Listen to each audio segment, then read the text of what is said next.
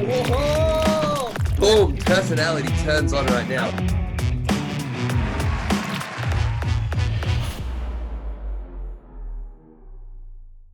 All right, everybody. Welcome back to another episode of Ketchup with Domtomato. I'm your host, Domtomato, and we're going to be doing 12 episodes this season, focusing on building industry and getting to know the different types of competitions and what the athletes like. This week, we have probably one of the most infamous athletes in the sport. He's the lesser of two Powell brothers and the absolute champion of this apparent spike video here that I'm watching on YouTube. So welcome, Callum. You're right. Thanks for that intro. Spike boy. Spike from here boy. on in. For Um, life. yeah, I mean, obviously the biggest question on everyone's lips is how is it now being like the second best brother, like after so many years, Sasha's back on top. It's just out every minute. It must be hard, man. That's it's actually so fucking good to see him back on like moving, training, and doing stuff after so many like catastrophic injuries. And like I know from previous injuries, it's scary to get back into stuff because you just think it's not gonna hold. So it is really cool to see your brother doing that as well. Big ups that. Yeah. He's getting there. I mean, it was 24th of November that marked 2 years since he broke his leg when we did that water challenge video in London. Yeah. And yeah, it's been a fucking nightmare for him. And he's still like so far from out of the woods as well, like because he's got arthritis in his foot and everything. And yeah, it's just hard to give all of his time to his body and rehab everything because of the massive workload with the videos and everything. It's not just the Mondays, it's the join. I mean, you know how it is. You bring out 3 videos a week still, is it? Or I'm back chilled out now. So 2023, I'm just going to do Wednesday videos on YouTube and then one video on Patreon.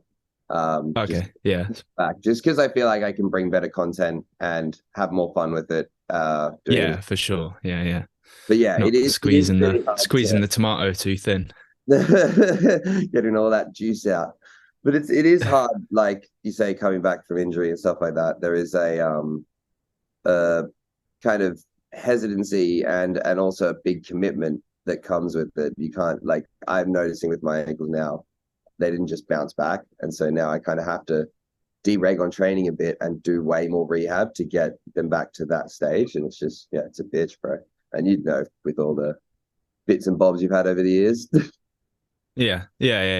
I mean, Sasha's got like the other aspect on the other obstacle on top of what Sasha's dealing with is, of course, he's gained a lot of weight on as well, which definitely makes it harder because you're loading a joint which is already weaker, and then there's more, and then there's more. I'm hearing with arthritis that being overweight really doesn't help with it and stuff as well. I'm not sure how much of it is the inflammation. I don't think I've heard it go into detail on any podcast or anything why that is. But yeah, that's another obstacle he's facing. Like, of course being lighter is definitely less for your joints to take, and especially if that isn't like, contractile tissue like muscle and tendon and stuff that I feel like that's something that where you and I have kind of, I've been very fortunate that with all like the type of kind of work or sport that I did prior, it was very cardiovascular based. And so I inherently have been, it's harder for me to gain weight over the years, but I know with yourself, like, you've always got like stacked on. So do you find like it's difficult? And this is totally not even going on to the question parts of anything. This is just going down a tangent. Yeah. But do you find like that you have to really apply yourself to diet and exercise? Because like, for example, Jason and Pasha, they very much have to be conscious of what they eat and their exercise, or it does affect their weight. It does fluctuate, which surprised me. Yeah. That sort of similar thing where you have to be quite aware, or like, I think so. Yeah. So with my toward the end of last year, where I was just coming out of the back pain slump that I was in, which lasted ages. But the beginning of this year, I weighed just above 90 kilos, I think. And through a lot of and that's through like, you know, after Christmas and everything as well. But I also was not moving as much as I would have liked to. But yeah, so I took a lot of conscious effort to kind of rein in my diet and track food for the first time ever, and Yeah, like it's weigh myself strange, every day. right? And actually, it's been like quite an experience to kind of yeah, I don't know, like Do you take feel like that it's stuff healthy? seriously with the goal of just getting lighter to make it so my body doesn't have to lug around as much weight and I don't know, be like less susceptible to injury. Like I definitely wasn't all muscle back then. It was Mhm. but yeah, But yeah, do you find that's the it's first time I've better ever done now? that really. Yeah, for sure. I mean, I'm fluctuating from like 83, 84 now.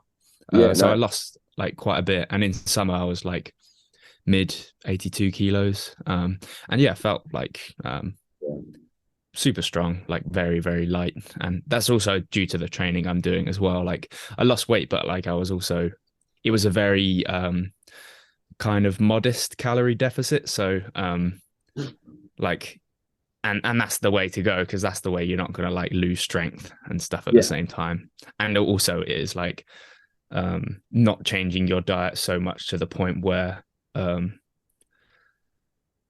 pretty much you can keep doing it. Yeah, You know yeah. what I mean, like just Sustainable. You're not small just, tweaks to your habits kind of thing. yeah, as opposed to uh kind of going down a hole and then coming back up and then like doing a big extreme diet and then coming out of it and yeah, having fluctuations. Yeah.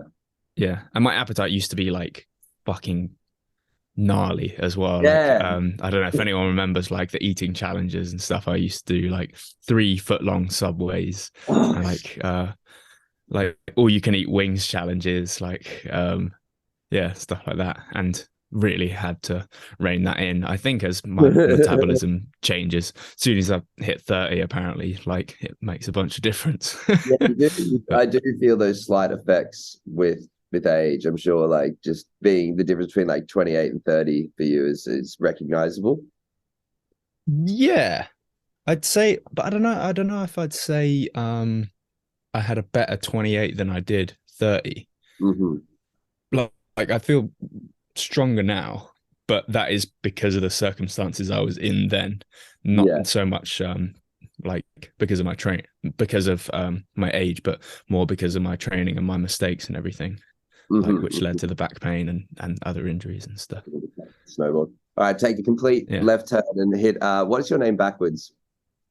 3 quick questions. Lewap Molak. Lel Bolak. Nice. Lewap Molak. What is it? I'm What? prepared. I'm There, yeah, that prepared. is ready. Mine. I don't know my last name, but my first is Kinnymod, which is yeah. And then what if you Kinimod. had a superpower? If you had one superpower, what would it be? Be Domtomato. No, that's not. That's a shitty power. I'm messing. Fuck that. That's awful. Um, I don't know. Superman seems pretty good. Yeah, just Yeah, overall like strength, flying speed, the whole like. he can just do whatever, Yeah, can't he? fair, fair. I was so Except have any disappointed. kind of personality. He's kind of dead in that regard. No Yeah, we're talking charisma in about any of the powers. films he's been in. Huh? We're talking about powers though, so you can be like dead personality. Like, look at Yeah, Kid so Rocky. He's not amazing, and he's just got the yeah. personality of a piece of wood. So it's like Oh, bless him. Oh. Superman.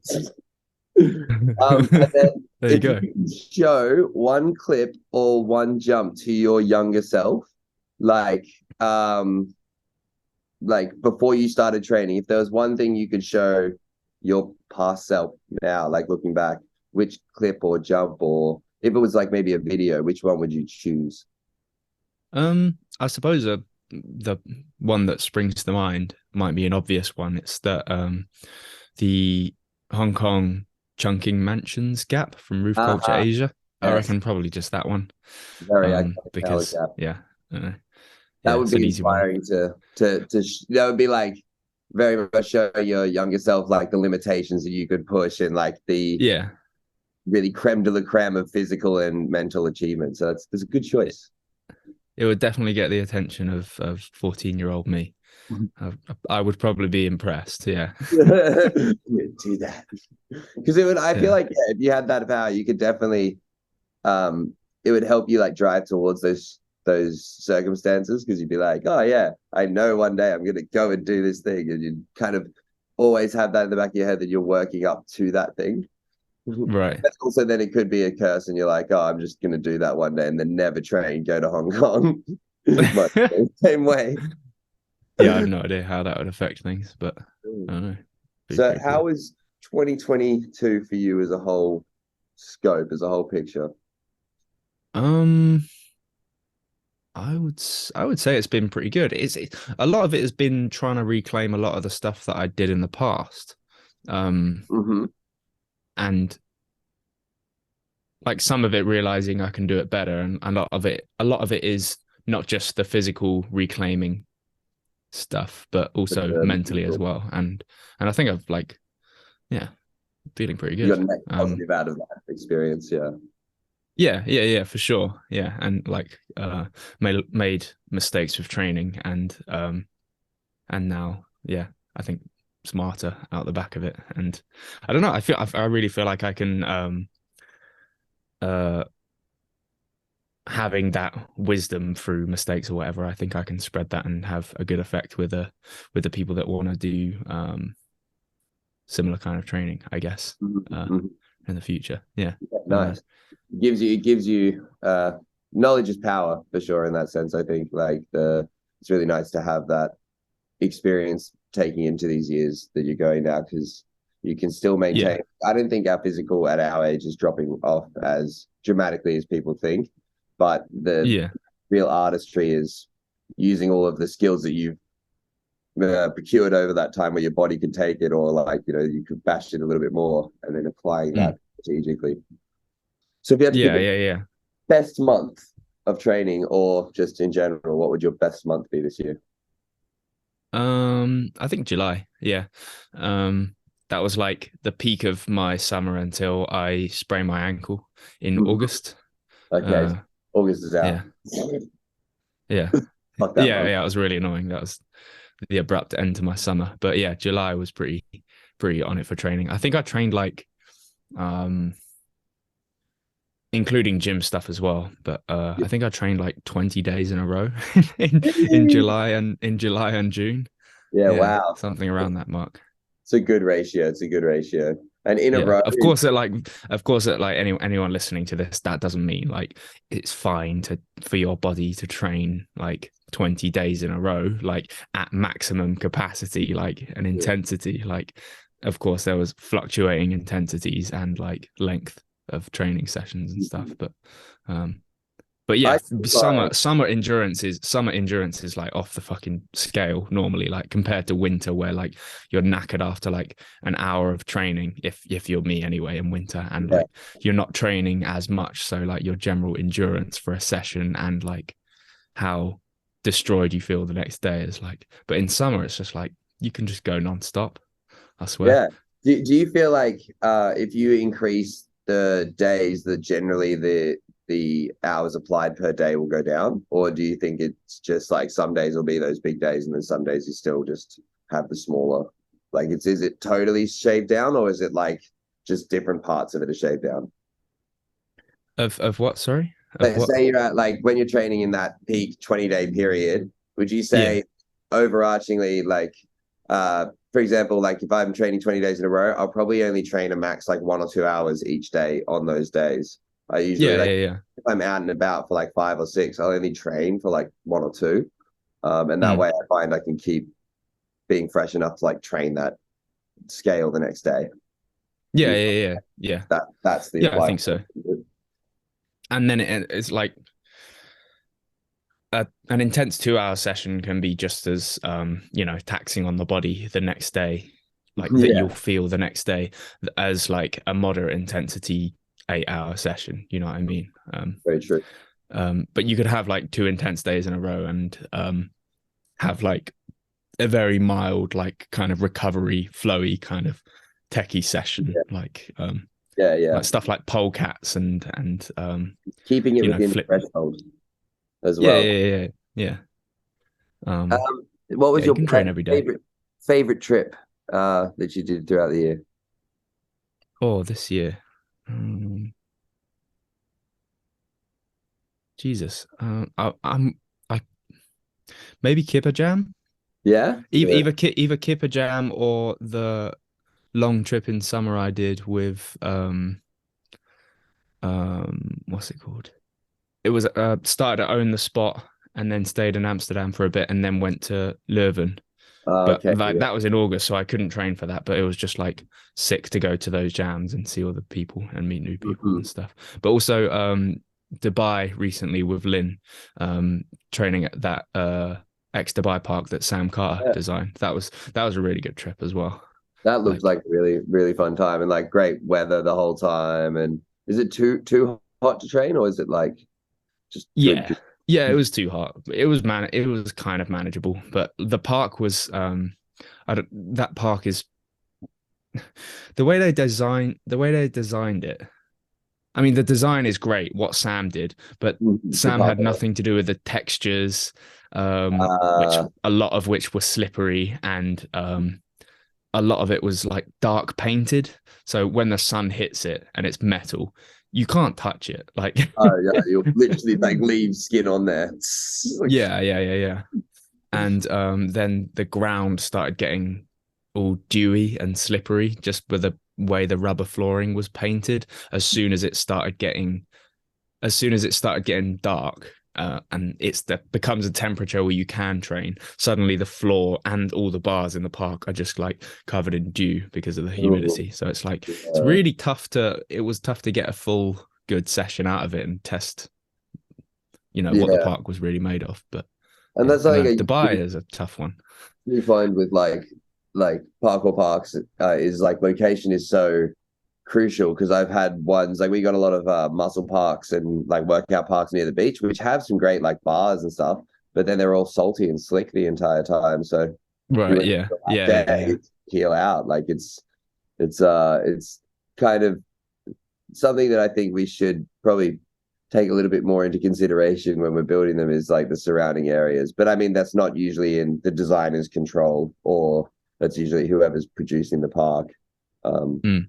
But yeah, even like I've been to some gyms internationally where everything's made of wood, but then there is like dust, and then everything in the gym is kind of a little bit slick and slippery, or it requires like an extra amount of cleaning per day, like Yeah. hours and hours of applied effort. So yeah, it's really hard to nail that, and we see it with other outdoor spots as well, like where you get just a spot that's super slick and dusty, and then a spot that's super nice for no reason, like really old Yeah. Victorian. I miss that. Madrid. Madrid are the best spots in the world. And there's a reason why you rarely see people doing like 180s and cat leaps and stuff there. Yeah, Like the face of every single wall, is like that like the vertical face is just like so slippery. Um, yeah? It's like a and the smooth spots brick. look amazing, but they'd be like doubly amazing if you could just get the most out of them with the face of the wall. Yeah, Um, yeah. They're yeah. like shiny brick, kind of smooth. Yeah, I know the ones you're Yeah, talking it's about. just smooth brick So, usually. so what's on the agenda then for next year with yourself, but also with Storror? Like overarchingly, I'm sure you've got some. But you guys wanted to do like a feature length film, and how's the game coming, and how's all stuff Yeah. Oh, yeah. Wow. Well, we have. I'm not sure how much I can say about it, but yeah. yeah, we have got this feature length doc that we're working on, and we are fully going into production on it and filming the new scenes that we've got to complement all the archival stuff that will be used. But yeah, that all starts in February, Mm-hmm. and that's going to take up a lot of maybe not a lot of the year, but maybe half the year. Good portion We'll be dedicated. spending a lot of time doing that, which is going to be Amazing. it's going to make it very difficult to do the weekly videos, I think. But I don't know. We'll find a way. Like where we go to film, we'll probably I don't know try and get as much as we can, like street rats video wise. I'm I also, hoping anyway. I For mean, those videos. I feel like with the concept stuff that you guys have right now as well, it is like for the athletes, less than the editors, it is one dedicated afternoon of like if you guys go and do like a climb out of a pit challenge, or like even the Yeah. one that I was just watching with the BMX and the spike. It's like you guys go hang out for an afternoon and you attack one challenge and you get the content around that. I think that's a really good way for you to then have like 6 other days or 5 other days other than the join video Yeah. where you can work on those bigger projects and like split your time. Yeah, So it's I true. saw that happening. I thought that's quite a smart play on your guys' behalf because it lowers the commitment of time applied to get those videos out. You don't need to be like busting nut every week to try and do like the hardest shit and then like Yeah. get that out there. You can Yeah, kind of yeah, true. the narrative a bit more, and it's entertaining. Like I'm such a hater when it comes to any sort of like slightly side concept to parkour videos, but I really enjoy that, like the way you guys have kind of found the cross between like physical skills and also like an entertainment value on that platform. Yeah, I mean the numbers. I mean you know I prefer to watch. I mean I watch very little YouTube as is, but it's definitely the stuff I prefer to watch, and it's the stuff that I prefer to film, as in the just the normal street rats training kind of my stuff, because that's the fulfilling stuff. That's why we started. That's what we do. So it's just putting a camera on that, but the numbers of the videos usually show it's just the public like parkour when it's accessible in a concept and understandable.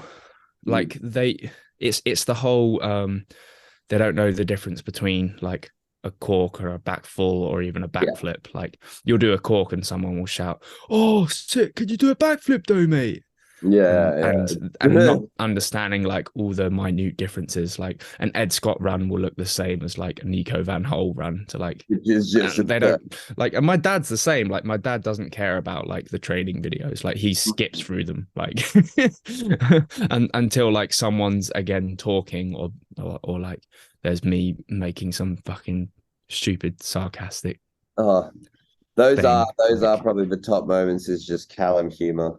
Like I still think my favorite moment from the videos is you breaking. I think is it this year you did the Olympics and there's like you trying to break the trophy. Breaking the trophy. Like one of the favorite segments from all Storror videos this year. That it's just so and good. Then there's like you think the video's over and it pans round to me in the stalls like, oh yeah. Pissed. That's what you do. We've got another in video ad coming as well. I don't know if you saw the Surfshark one. Where it was me in a suit and it was was VHS format kind of. But yeah, we're doing one with Huel this time as well. So nice. Spoiler alert. Gonna put the suit back on, I think. This podcast probably come out early 2023, so we'll be behind the times by then. I think it's going to be coming out early 2023 as well. We'll race you. Let us know in the comments below which one came out first. But yeah, the plan with Huel is because it's meant to be that quick, nutritiously dense, nutritiously complete food that is like for the up and go person that doesn't have time to like make food. So it's going to be this business character who's like Sigma male grind set kind of theme, or like I don't know if this idea will ever get signed off, but like a doomsday prepper Armageddon guy, like who's just stocking up his basement and preparing for World War III or the next pandemic or something. So good. Just files. Just like create this character.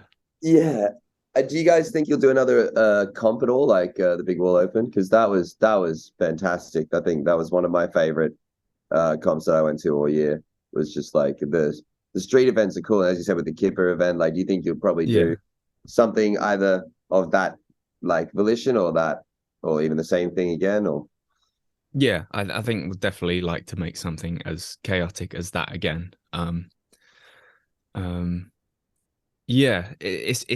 said before on other podcasts, it'll just be hard to find the right place again. Like somewhere similarly iconic, but where people aren't gonna absolutely muller themselves because there's a lot of people watching, and like there Yeah. were hotheads and stuff at the Big Wall Open. Remember Hmm. the guy in the yellow Fayus and stuff. Sorry Yeah. if you're listening to this, mate. The guy with the And the gloves. gloves, yeah. Oh, bro, who like pretty much uppercutted himself on doing the wall run the scary way up, and he was Yeah. fine, luckily, and there was no injuries on that day. But like, Yeah. The I potential. imagine that at an IMAX and people just sending stuff that they can't do across like a Yeah. big gap Yeah. over the drop. Oh, Like come it's on. just more of a recipe for disaster. And I don't think at Suicide Wall And I you feel like can do something too gnarly and like I don't know, with height at least. Like with like something as well, like the old 3 run festival pier jam, like having a flip comp there, I feel like it's not oh really, yeah. it could work, but it's not really your like ideal. Like say like I don't know, just Yeah. sucking hard flips Um, onto sand and bodying it. Like yeah. it's I not a mean good I was about to say like we wouldn't want it to be too like unidimensional like Yeah. that and just having flips onto sand, but then again like Big Wall Open was pretty fucking unidimensional. It's just a Yeah, slanted wall like but how much shit people got done there, to be fair. Like there was a lot more variety, way more variety than I expected, even without like um the additions we made to the wall. yeah. That was one of the things that blew me away, was the amount of stuff that got done or just got like leveled up while it was in that like 2 hour period, 3 hour period. It's like that's Mm. crazy energy. Would you want to see more of those street comps, or like taking over, or would you like to see them more like integrated into the system we have now? Um, I don't see them as part of a system. Like Yeah, yeah, I can like if people are saying um Big Wall Open isn't like there's me on podcasts and stuff and yeah. on my Instagram stories talking about how the fig comps aren't a good representation of our sport and everything. Like Hmm. and um like I'm that doesn't mean I feel like a lot of people would straw man me and say like what is he saying that Big Wall Open is like they Yeah, want that to be the de that's the big facto thing. parkour competition. It's like no, we're Uh, never saying that. Like the yeah, yeah, idea for those, rather than being like the gold standard for a parkour competition, the idea about Big Wall Open is just to make a fun event and yeah. like An independent, fun, and standalone event. give some people a chance to earn some cash. Yeah, Like um yeah. No, yeah, that's exactly kind of like that's a fantastic answer, because I guess there is like, and when I say system, I mean more in the metaphorical sense of like a big organism than actually like a dialed in system. But yeah. I would love I to think see like the best thing would be just like more variety, I suppose. yeah, Sorry. yeah. I mean, that's exactly what I was gonna say. Is more independent people doing a more wider variety of different events, I think, is a really good like initiative. But also it is very true to our sport, is that there is like such nuances and such tight little envelopes that we go down with movement, that it can be Mm, like a specific spot, or as you said, like a specific style. They can do, yeah. like these flips at the beach. There is an audience for that, and there is like a group of competitors who'd want to be in that. Something like Alfred Scott and I used to talk about was setting up like 3 or 4 different launch pads on top of like a big sand dune. Like you have like a Right. one, you have like a bar set up, Yeah. and you have like a running step up or a ramp set up, and just seeing like who can send the biggest shit into the dune. But I think Yeah. that sort of stuff is really good for the sport, because it Yeah. shows the diversity. Yeah. Like no one will argue that should be the gold standard that should go into the Olympics or something. But Uh, like it definitely adds to our sport, like seeing like it's such a broad sport with so much variety. Therefore, there can be such a variety of different rogue kind of competitions that yeah, will be fun and give people a chance to earn some dollar. and that's the thing, And is just it you just does. be super entertaining for anyone watching on video or in person. Yeah, it does kind of promote that individualism in the sport, where then suddenly you don't have to be a competition athlete, like Mm, you're like winners like Ellis Torval and Archie and Christian Kolowensky, who like move in the style that fits the bracket for judging in the previous era that we've kind of seen. yeah, Um, and I don't know much about Fig, so I don't really go into it too much. But I know that yeah, from what I've heard, they are trying to update their judging systems, and they're trying to do everything. Like the parkour people involved in that are trying to do all those things. So it's like all of the new competitions, I'd say, for the last like 3 to 5 years, they all have value, but they're not all like, I don't think we have a great like universal system that we could take to the Olympics yet as a sport. Like that's the one thing that when people ask me about it going to the Olympics, I'm like, once we figure out what like the at least acceptable standard across the board is for a competition format and judging system as like an overarching thing, then I don't think we should be looking to go to the Olympics, because then it's just going to be a mess for everyone involved.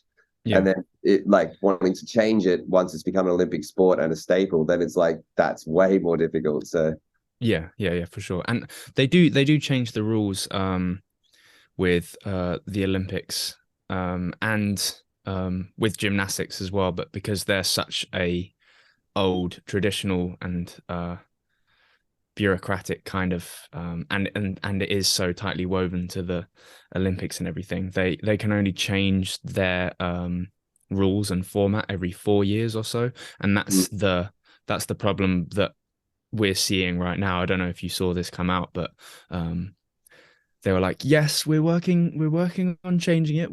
We're all aware that it was a shit show with the judging and people exploiting the loopholes and everything and making stuff that looked really bad, and not even putting on not even that they weren't getting the best athlete to win, but they were creating like a really bad showcase of parkour. Like they weren't showing the best of what our sport is can show. And then they said, it's going to change. So in 2025 or 2024 or something, in those competitions, we might see a slight change, and then it might be shit and swing the complete other way, and then we'll try again in another 2 to 4 years. Where SPL, formerly known as NAPC, they have been working on the gold standard of competition every year since 2013, I believe, and they've been tweaking it every year and trialing different kind of methods within like their classes as well. So they have like little focus groups and stuff to see what works, and they're just people that know the sport really well. Listen to Tom Capola and Renee Scavington, and they really know their shit, like technically. And if you subscribe to this podcast, we're going to have Renee on a future episode, so stay tuned for that. Yeah, yeah, good to hear. If anyone's close to being gold standard, it's them. And the fact that they are tweaking and tinkering every year and listening to athletes is a really good thing, as well as not being run by an alien federation that is probably just trying to siphon our young and cool sport to save their sinking ship of an industry. I guess then that leads to industry in general. Like you look at something like gymnastics has this, as you said, well-founded, long bureaucratic industry that's been there for decades and decades, and parkour is so young, and we now I think are at a stage where finally there is like somewhat of a base of industry. There's enough positions going and enough like avenues available for more than just that handful of athletes there was before to make that living. We're very fortunate in the sense of like I feel like we were in the right time seed for like I feel like people before us, like Danny and Ryan Doyle and like Chase Armitage, just like within parkour, they were just too good too early. They got to that stage of like brilliant talent, which would have been world class and they'd been able to sell, and there was just not positions in social media industry. Had to move outside of the game a little bit more. I don't know. I would say they probably got more commercial work than anyone these days. Because it was riding, and they were like genuinely the best, but there were a lot of people, especially surrounding UF free flow, who you could argue were doing their best to have a monopoly on the sport. all the and trying to like, there was so much attention on our sport back then because it was super new and interesting, Yeah. and now it's kind of past that a bit, but we do have like more social media tools and stuff at our Yeah, and I disposal. think we have more of But a base of people practicing and doing it as a career already, and like being able to put themselves in those positions more availably, because yeah, there's not a monopoly in certain countries, or even certain countries now have access and knowledge to do those things, but they yeah, didn't. but I think back then when the interest was super high because it was super new, um, there might have been more commercial work back then. I Absolutely, don't I know. I noticed don't the know. shift. I feel like the use of parkour in more so like television and commercials has dialed back, because it's not so uh Yeah. like striking and polarizing like it was before. Like, oh my god, they're doing jazz. Like everyone sees Mm. those on the internet nowadays, so it's desensitized Yeah. to sell your product as well. Um, Yeah. yeah, it's an And it's interesting. still used. It just doesn't have that shock factor anymore as much.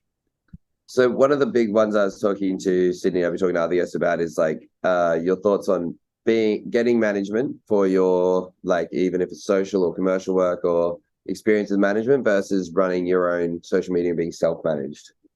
Like what, Yeah, I don't know.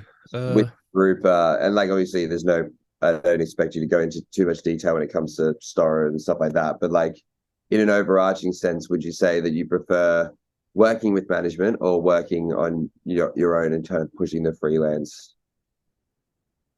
I mean, it's nice to kind of offset the effort to someone else who has their ear to the ground with everything that's new and changing with social media algorithms and shit like that, but also as um, actively looking for work for you and everything. Mhm. But I don't know, in terms of social media content and stuff, like I think we do pretty well on our own doing that. I'm not saying Yeah, Storror, yeah, I'm saying like us as parkour people, like everyone's working, well, not everyone that's trying to make it as a professional in this sport. You're seeing them being the social media scientist and working to exploit the algorithm as much as they can, absolutely. without I don't know, assuming some people have like core principles of authenticity and stuff that and that But that's what changes you for see is, everyone, the bar. yeah, But the bar is just different, and different scales of how much you're willing to provide and produce that content for. Sorry, yeah, how much you're willing to yeah, provide and produce that content for social media, versus like doing it and then just documenting and posting the, like, what that is. And there's always like a sliding scale of how much you like are willing to put that personality and stuff further and further to make it more personable, versus just like staying completely raw and just showing the only the movement itself. mm, Yeah. yeah, yeah, yeah. Uh, But like, yeah, when it's like Bob Reese and stuff, like a lot of his stuff still is parkour and staying true to Mhm. parkour and stuff. Granted, a lot of it's in a gym.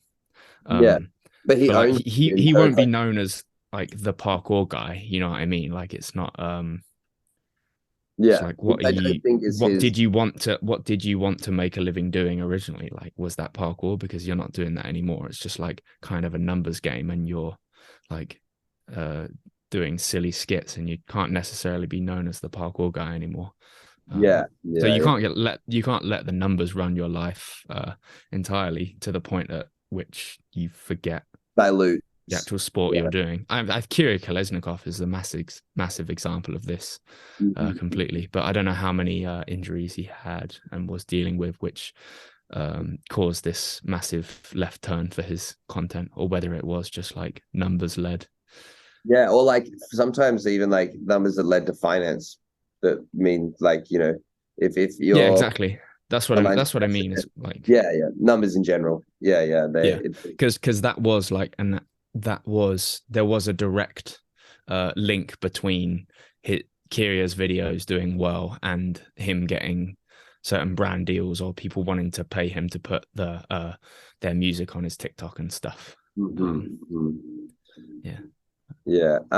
So uh, if you had to kind of think of a good piece of advice to do with like building your career or building industry or like making a living doing parkour, is there like a good piece of advice that someone's given you along the way that stood out or um, giving you some kind of like insight that you didn't have before? Uh, I really don't know. No, it's a Um, tough one. I'm really hesitant to tell people and try and inspire people to try and make a living through parkour, Yep, honestly. because I don't think Um, the be all and end all at all. It's more like for those who are willing or wanting to yeah. the tools. But Yeah, yeah, I yeah. don't I mean, it's super hard, and the question is like, do you want it to turn into your job? Um, because how long and far are you willing to go and follow this path? Like, will you just end up not enjoying parkour anymore? Will it spoil something that you yeah, once enjoyed? yeah. Great Um, point. and for a lot of people, when they don't get rewards, like they're putting a lot of work in and they don't get reward as early as they expected, um, they get jaded super quickly. Like Hmm. whether it's 1, 2 years or like 5, 6. it Yeah. took a long time for Storror to get anywhere. Like, Oh, yeah, like yeah. I think people underestimate that, and I don't know how many people have been saying we're privileged or whatever, Hmm. in a Well, I position to know be like from judging the people that are going to fig comps and stuff, but like yeah. it's not like we just appeared here. No, Um, it wasn't like, and very much with you guys specifically, there wasn't like an overnight success or a moment of like, oh, we've just clicked and suddenly we are Storror. There was a very clear, like from the outside, even watching, there was a very clear growth and unique kind of solidification that came along the way with the brand before it became the brand you know today. mm, And like again, in my shoes, like the way I see it, it took me 9 years to do like to go on my first international trip jam. 9 years of doing parkour, 5 years of working as a garbage man, expecting mm, that I was just going to be doing it because I like doing it. And I think that same as you, when you get to that space where you're doing it already, you know you're going to keep doing it regardless of the return, and then the return exactly. happens, it's much easier to continue that work Yeah. because you've already kind of decided. And I think that's a really good thing to bring up to people is you don't have to be creating industry within the sport. You shouldn't Mm, have that as your initial goal within parkour. I think once you cultivate that love and you find like maybe you have an affinity for making a living through that, then that's something to pursue. yeah. Yeah. It's the cliche thing of like, so long as you're enjoying the journey of what you're doing, Yeah, yeah, I yeah. guess Bit like like love it for the then you process. won't care if like uh you reap the rewards of your work if it doesn't feel like work. Mm-hmm, Like mm-hmm. but I it would certainly be a good idea to work towards a plan B at the same time. Like Yes. if you can go to uni and work on becoming a pro athlete or any other avenue for making money in the sport, like I'd probably do that at the same time, not just uni, but like anything, just like work Yeah. towards a plan B because we are fucking. It is really fragile trying to put so much work into a profession that needs your body and like a lot, like how often do we as parkourists get injured for like months and months on end, and Mm-hmm. suddenly your income stream is if you did start to get money in, like, and you did make it work, that can be just ripped away from you very fast. And Yeah. I'm super lucky that we're in Storror, like, Yeah. and I don't, I it felt really guilty just not being able to give my body to the videos as well. Mm-hmm. And every like my sole purpose for the videos was just being that sarky git behind the camera a lot of the time. Like that was my only use in Storror. um, but like lucky I had a group of 7 people. It's definitely harder to be the solo lone wolf or whatever. Mm-hmm. But yeah, work towards a plan B at the same time. So yeah, I think that's a good message for people is follow it for the passion, have contingencies in place because your body and this sport both are fragile ecosystems. And Yeah. in general, Yeah, the sport too. Yeah, good. Yeah. Like we're not it's not in a place where it's BMX. We're not in a place where it is, one of those established industries yet. It's still growing. So doing it because you like doing it and because you want to do it is more important than trying to create anything return based from it. Because the gratification you get purely from doing it is what the biggest return is. Yeah. And we need to remember as well that the brands that we see are successful from the outside, like Motus, they're like Giles is very open about the fact that Motus is a struggling company, like, and that's really sad because they look like they're doing so well, and they're one of the ones that are at the top of our sport. And so for people, like, this is seriously like demotivating, pessimistic talk, but like for people to think that they can just start up and get anywhere super fast, it's like you have to really enjoy it. You can't be so focused on the output and the reward. Like if you're going to get into this, make sure that you are damn well going to enjoy it. Like because you don't know whether it's going to fizzle out. Yeah, see, I mean, nowhere. turn the pessimistic outlook into something nice. If you're going to do it because you love it. It's the right framing, and I think that's a nice place for us to leave people on, which is do something because you love doing it and make sure you're going to enjoy it. Get the most out of that, and chemically, fun and stuff releases endorphins, and then you're having a good time, and then the brain, you don't even have to think about it. It's all doing it for you. So we can find Callum on YouTube, social media. What's your tag? Storror on YouTube and Callum Storror on Instagram, and Storror Podcast on wherever you listen to podcasts. Yeah. That's the big thing that you're doing every week, right? Is this podcast? Yeah, and I rate, like, I was already rating so many podcasts for existing before starting the Storror podcast because it was such a good place to like inject parkour culture, like, and to actually have like talks about parkour that aren't like when it's in a video or a vlog or something, it's always super short and cut down, and it doesn't really always allow for as much nuance as some of these topics require. So it's good to kind of have more podcasts to kind of I like that you've got a clear kind of thought or like topic that you like to cover in yours as well, whether it be with a guest. You'll kind of have these discussions that you want to go down and want to voice in it, and it's really entertaining to see. So everyone listening to this, if you haven't already, go and listen to those as well. Storror podcast. And who have I got for my next guest? I think Ed Scott is our next guest, everybody, so say sweet for that. And saw him this weekend. He stayed at mine. Lucky lad. Love that guy. All right, well, that's it for today. Thank you all for being here, and I will see you on the next episode of Catch Up with Domtomato.